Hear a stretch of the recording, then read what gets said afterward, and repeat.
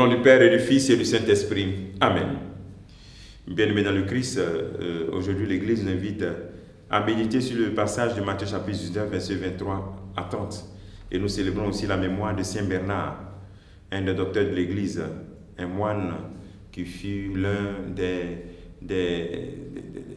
pionniers de la vie religieuse, la vie consacrée. Il fut un moine cistercien.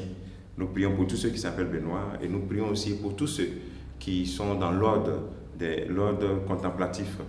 L'ordre contemplatif très austère, c'est-à-dire ceux qui se retirent pour prier pour nous, prier pour l'Église et prier pour le monde, ce sont les moines. Alors l'évangile de Matthieu chapitre 19, versets 23 à 30. En ce temps-là, Jésus disait à ses disciples, « Amen, amen, je vous le dis, un riche entrera difficilement dans le royaume des cieux.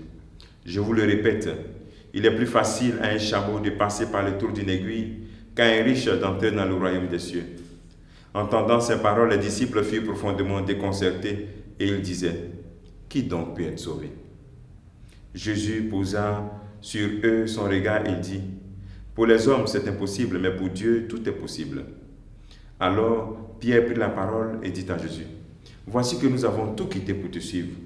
Quelle va être donc notre part ?» Jésus leur déclara, « Amen, amen, je vous le dis.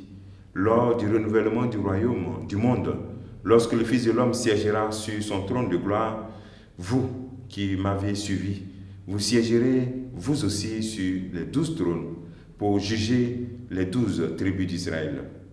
Et celui qui aura quitté à cause de mon nom des maisons, des frères, des sœurs, un père, une mère, des enfants ou terre, recevra le centuple et il aura en héritage la vie éternelle.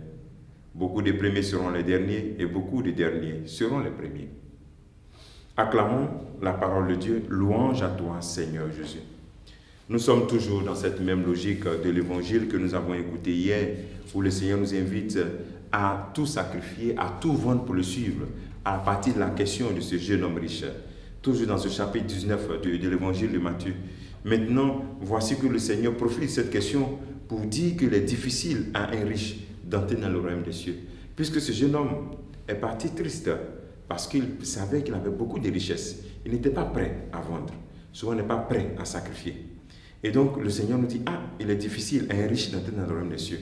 Il est difficile à celui qui possède beaucoup de choses, celui qui amasse beaucoup de choses, qui se remplit de choses, qui trouve son bonheur dans tout ce qui est matériel autour de lui. Il est difficile pour toi d'entrer dans le royaume des cieux.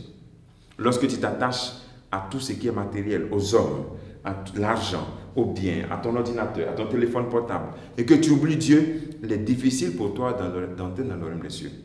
Donc le Seigneur nous invite et t'invite dans ce jour à te détacher encore, parce qu'il donne l'exemple qu'il est plus facile à un chameau d'entrer dans le trou d'une aiguille qu'à un riche d'entrer dans le royaume des cieux.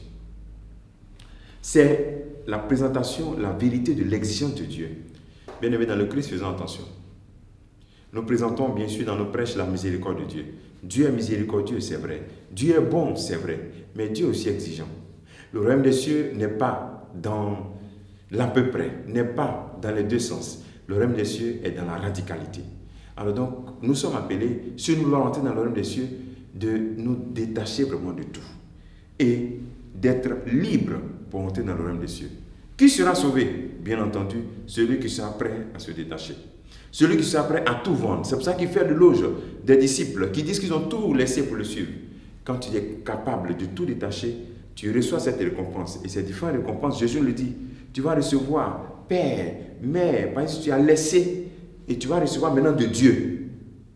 Alors c'est une invitation vraiment à nous attacher à la récompense que le Seigneur nous propose, plutôt de nous attacher aux récompenses terrestres. Recherchons les récompenses divines. Le Seigneur t'invite aujourd'hui à t'attacher à la récompense divine. Lui, il est ton père. Il te donne mère, il te donne frère, il te donne sœur, parce que tu as décidé de tout vendre. C'est lui, celui qui a Jésus, a tout. Que le Seigneur te bénisse en ce jour. Qu'il nous bénisse tous. Au nom du Père et du Fils et du Saint-Esprit. Amen.